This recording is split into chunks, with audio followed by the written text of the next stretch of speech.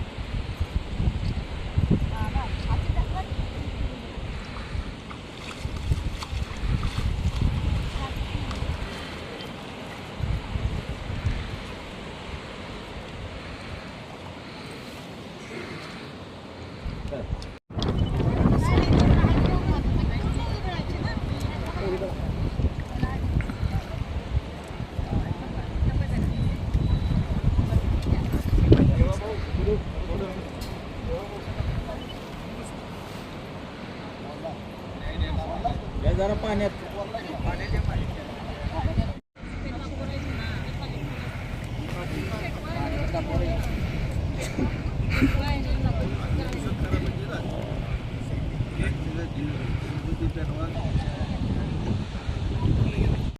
इकडे बरेच जणांनी मागच्या इकडे या सगळे बसतायत.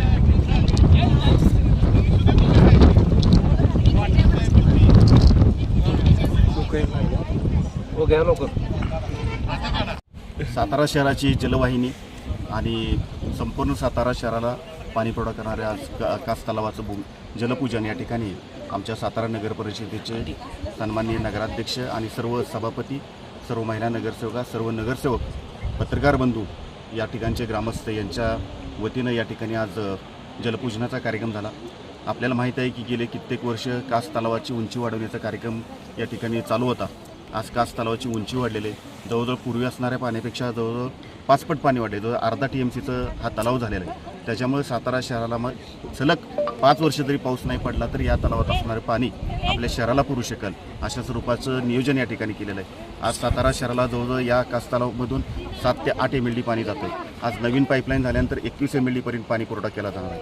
त्या 21 MLDच्या माध्यमातून उर्वरित राहिलेला सातारा शहराचा भागसुद्धा संपूर्णपणे पाण्यानं ह्या पाणी कास तलावाचं त्यांना मिळणार आहे. आणि सातारा शहरवासियांचं जे स्वप्न होतं, विशेष करून पूर्व भागामधल्या नागरिकांचं, माननीय नामदार श्रीमंत छत्रपती शिवेंद्रराजे भोसले, माननीय खासदार श्रीमंत छत्रपती उदयनराजे भोसले यांच्या माध्यमातून सातारा शहरातील सर्वच्या भागाला पाणी कशा पद्धतीनं सुनियोजित 24/7 पद्धतीनं दिलं जाईल याचं नियोजन सध्या माननीय नगराध्यक्ष आणि सर्व नगरसेवकांच्या माध्यमातून चालू आहे. त्याच्यामुळे सातारा शहराला लवकरच चांगल्या स्वरूपाचं पाणी जे आता निम्म्या सातारा शहराला जाते ते संपूर्ण सातारा शहर हद्दवाढीसहित संपूर्ण भागाला देण्यासंदर्भातलं नियोजन चालू आहे. आज या ठिकाणी कास तलावाचं जलपूजन झालेलं आहे.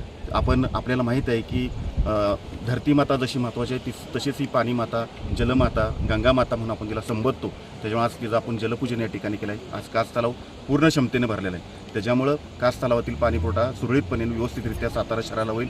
नागरिकांना विनंती करतो की या तलावातून येणारं पाणी ही आपली संजीवनी, त्याचा वापर चांगल्या स्वरूपाने करा. त्याचा वापर आपल्या दैनंदिन जीवनाच्या गोष्टींसाठी आपण करत असताना त्याचा अपव्यय होणार नाही त्याचीसुद्धा काळजी घ्यावी अशी मी सातारा शहरवासियांना विनंती करतो. आणि आजचा या ठिकाणचा हा जरी कार्यक्रम आपला जलपूजनाचा संपन्न झालेला असला तरी यानंतर समूहभोजनाचं नियोजन माननीय नगराध्यक्षांच्या नेतृत्वाखाली केलेलं आहे. त्या ठिकाणी आपण त्या समूहभोजनासुद्धा आस्वाद सर्वांनी घ्यावा ही विनंती करतो.